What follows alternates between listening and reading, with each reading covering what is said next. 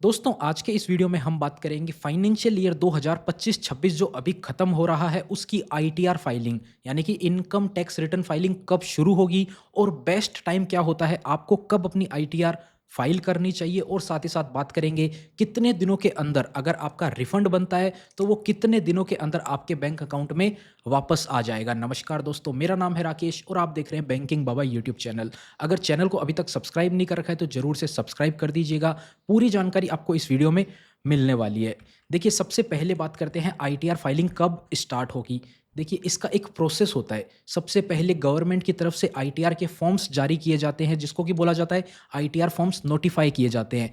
ITR form जारी हो गए, वो पीडीएफ फॉर्मेट होता है, उसमें पता रहता है कि कौन सी डिटेल कहाँ पे आपको भरनी है। उसके बाद में ये है जो ऑफलाइन तरीके से आईटीआर फाइलिंग स्टार्ट होती है उसकी ऑफलाइन यूटिलिटी जारी की जाती है और उसके बाद में इनकम टैक्स की जो वेबसाइट है उसके ऊपर ऑनलाइन तरीके से फाइलिंग स्टार्ट होती है। तो ये तो एक प्रोसेस होता है। अब इसका टाइमलाइन होता है, वो टाइमलाइन की बात कर लेते हैं। देखिए, पिछले साल की बात करेंगे अपन। पिछले साल जो फॉर्म्स है वो जारी किए गए थे 29 अप्रैल 2025 को।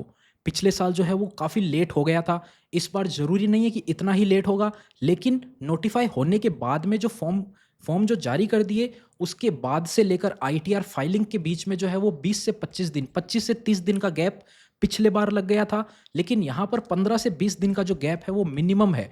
अगर फॉर्म जारी किए जाते हैं उस दिन से लेकर आईटीआर फाइलिंग के ऑनलाइन शुरू होने तक के बीच में कम से कम 15 से 20 दिन का समय तो लगता ही लगता है। ये पिछले साल की बात है। और इस साल की बात करें तो फॉर्म्स जो है वो अर्ली अप्रैल यानी कि अप्रैल के फर्स्ट वीक के अंदर हो सकता है आ जाए।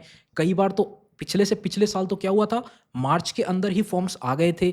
लेकिन हो सकता है इस बार भी जो है फॉर्म अर्ली अप्रैल यानी कि अप्रैल के पहले वीक में आ सकते हैं। और पहले वीक में अगर आ जाते हैं तो 10 से 15 दिन आप कम से कम गैप मान के चलो। 7 तारीख को भी आते हैं तो 15 दिन का भी आप गैप मानेंगे तो लगभग 20 अप्रैल 2026 से आपकी आईटीआर फाइलिंग इस साल शुरू हो सकती है। एस्टिमेट बता रहा हूं मैं केवल आपको।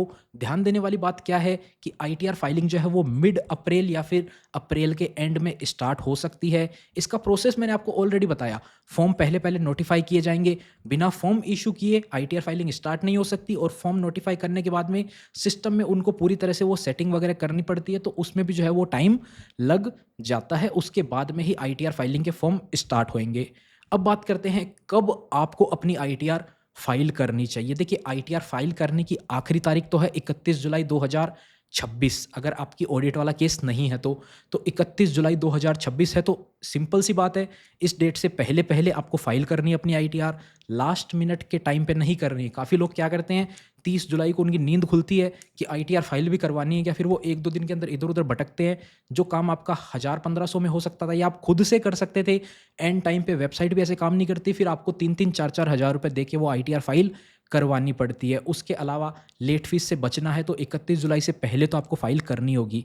लेकिन फाइल कब कर सकते हैं, जल्दी से जल्दी क्या डेट है, तो उसकी बात करें तो देखिए, कभी भी आपको अपनी जो आईटीआर है वो 3 डॉक्यूमेंट बिना चेक करे फाइल नहीं करनी है। 3 डिटेल मेनली आपको देखनी है।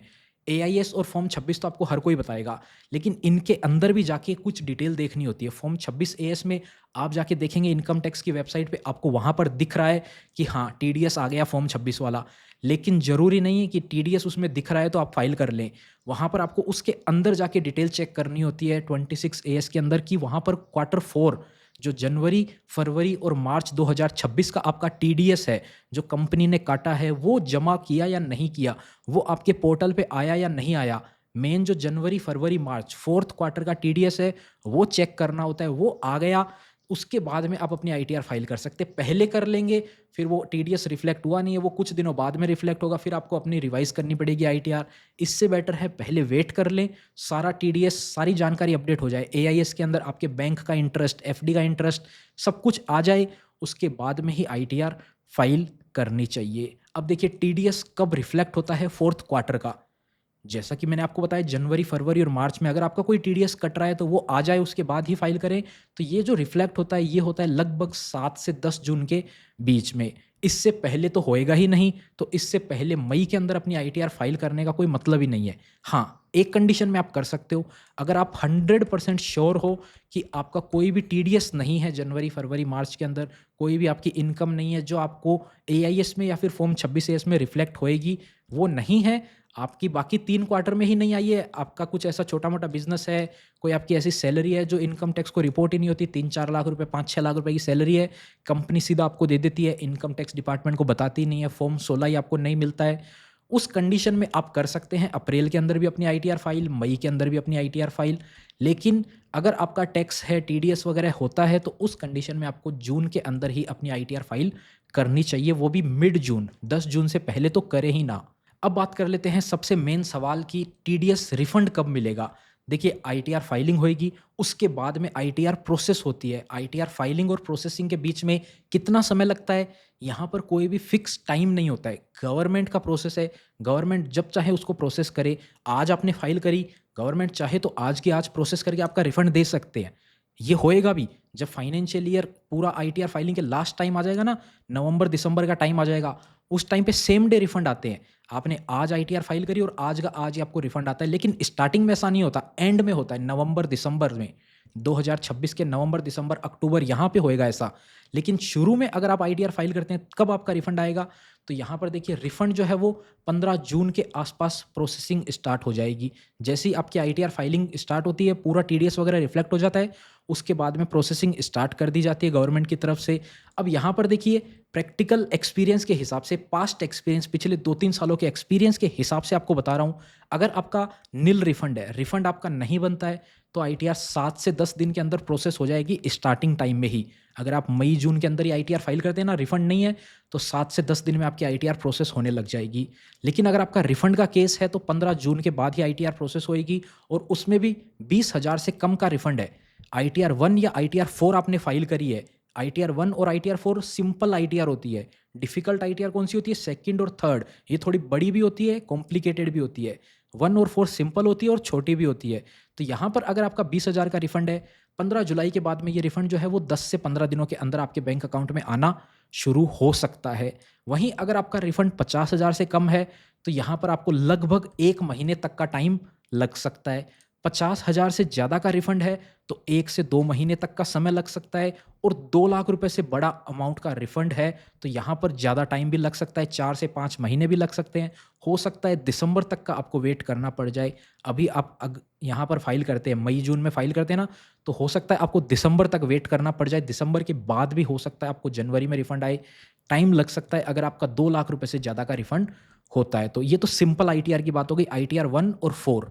आईटीआर 2 और 3 कॉम्प्लिकेटेड आईटीआर की बात करें, तो यहाँ पर देखिए, प्रोसेसिंग जो है वो स्टार्ट ही थोड़ा लेट होती है। आईटीआर 2 और आईटीआर 3 की प्रोसेसिंग लेट स्टार्ट होती है। लगभग अगस्त के आसपास आपकी आईटीआर प्रोसेसिंग स्टार्ट होएगी, और यहाँ पर जो टाइम है आईटीआर 1 और 4 के मुकाबले ज़्यादा लगता है। लेकिन काफ़ी सारे 90% केसेस के अंदर देखा जाता है कि रिफंड जो है वो आईटीआर प्रोसेसिंग 31 दिसंबर से पहले-पहले पूरी हो जाएगी। अगस्त के आसपास स्टार्ट होती है, तो अगस्त, सितंबर, अक्टूबर, नवंबर, दिसंबर, ये 5 महीने होते हैं। इन 5 महीनों के अंदर-अंदर जो है वो 90 टू 95% आईटीआर जो है वो प्रोसेस हो जाती है, आईटीआर 2 हो या फिर आईटीआर 3 हो। कुछ-कुछ केसेस में मैंने आपको बताया डिफ़िकल्ट आईटीआर है, आपने कुछ गड़बड़ ही कर दी, आपने ही फाइलिंग में गड़बड़ करी है, वहाँ पर लेट हो सकता है, या फिर आपका रिफंड अमाउंट बहुत बड़ा है, 2 लाख रुपए से भी बड़ा है, तो वहाँ पे डिले हो सकता है। कुछ-कुछ कंडीशन में डिले हो सकता है, वरना 90 टू 95% केसेस में आईटीआर जो है वो 31 दिसंबर से पहले-पहले प्रोसेस हो जाएगी, और आपका रिफंड बनता है, तो वो आपके बैंक अकाउंट में क्रेडिट हो जाएगा। और ध्यान रखें, आईटीआर फाइलिंग करते समय कोई भी गलती ना करें। अगर आपसे हो सकती है तो खुद से करें। जैसे ही आईटीआर फाइलिंग स्टार्ट होती है, हम आपको वीडियो बना के बता देंगे, लेकिन गलती नहीं करनी है। किसी प्रोफेशनल से ही अपनी आईटीआर फाइल करवाएं। अभी देखिए, मैंने जो आपको रिफंड की अभी टाइमलाइन बताई, ये गवर्नमेंट का कोई रूल नहीं है, मैंने केवल आपको पास्ट एक्सपीरियंस के हिसाब पे बताया है। गवर्नमेंट का जो टाइमलाइन है वो 31 दिसंबर 2027 है। इस डेट से पहले-पहले गवर्नमेंट बोलती है कि हम आईटीआर को प्रोसेस कर देंगे। तो ये तो काफ़ी लंबा टाइम लेते हैं, 2 साल का टाइम ले लेते हैं कि हम आपकी आईटीआर प्रोसेस कर देंगे। लेकिन जो मैंने आपको टाइमलाइन बनाई, उस हिसाब से ही मोस्टली केसेस में आईटीआर प्रोसेसिंग होने वाली है और रिफंड आने वाले हैं। ध्यान रखिए, आईटीआर फाइलिंग आपको हमेशा प्रोफेशनल से करवानी है। खुद से कर सकते हैं, आपको नॉलेज है तो करिए, वरना गलती ना करें। मिलते हैं आपसे फिर किसी नए और इंटरेस्टिंग वीडियो में। तब तक के लिए अपना ख्याल रखिएगा। चैनल को सब्सक्राइब नहीं किया तो ज़रूर से सब्सक्राइब कर दीजिए। जैसे ही आईटीआर फाइलिंग स्टार्ट होती है, हम आपको वीडियो बना के बता देंगे।